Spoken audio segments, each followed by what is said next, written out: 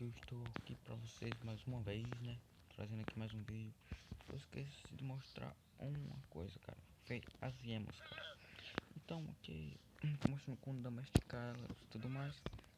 O engraçado dela é que quando você bate nela, ela cospe e você não importa pra onde você vá. Então, aqui é muito fácil domesticar ela. Você pode alimentar ela. Mas eu acho que assim não dá pra só domesticar ela assim. Só você tá montando aqui em cima dela pra ela gostar de você. Então não tem como você colocar cela nela. A função dela você tem que colocar só o carpete, mas não tem como você controlar ela não.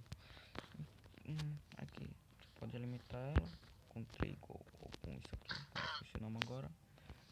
Mas você também pode laçar ela e levar pra onde você quiser. Então esse aqui foi o vídeo e até mais. Fui.